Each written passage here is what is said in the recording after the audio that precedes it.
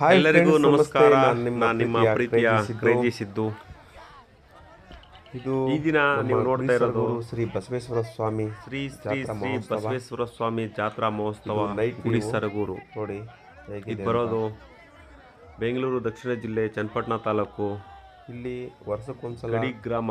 ಈ ಕಡೆ ಫೆಬ್ರವರಿ ಶ್ರೀ ತಿಂಗಳಲ್ಲಿ ಜಾತ್ರೆ ನಡೆಯುತ್ತೆ. ಬಸವೇಶ್ವರ ಸ್ವಾಮಿ ನೆಲೆಸಿರುವ ಗುಡಿ ಸರಗೂರು.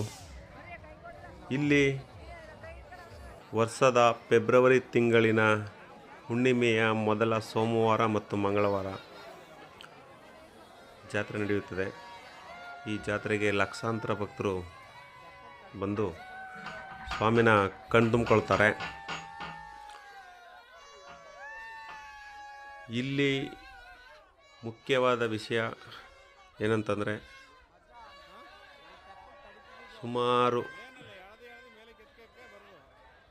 ಹಳ್ಳಿಗಳಿಂದ ಬಸವೇಶ್ವರ ಸ್ವಾಮಿಗೆ ಹರಕೆ ಹೊತ್ತು ಸೋಮವಾರದ ದಿನ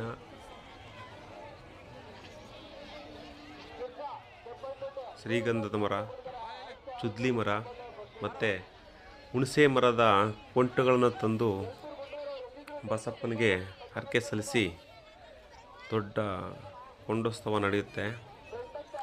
ಈ ಥರ ಹಸಿ ಮರಗಳನ್ನೇ ಹಾಕಿ ಕೊಂಡ ನಡೆಯೋದು ಇಡೀ ಕರ್ನಾಟಕ, ಇಡೀ ವಿಚಾರ ಎಲ್ಲ ಕಡೆ ನೋಡಿದ್ರೆ ಇದು ಮೊದಲನೇ. ಮತ್ತು ಈ ಥರ ಬೇರೆ ಎಲ್ಲೂ ನಡೆಯಲ್ಲ. ಹಸಿ ಮರದ ಕೊಂಟೆ ಹಾಕಿ ಕೊಂಡ ಬೇಯಿಸೋದು. ಸಂಜೆ 7 ಗಂಟೆಗೆ ಬೆಂಕಿ ಹಾಕಿ ಬೆಳಿಗ್ಗೆ ಅಷ್ಟರಲ್ಲಿ ಕೊಂಡನ್ನು ಹರಗಿ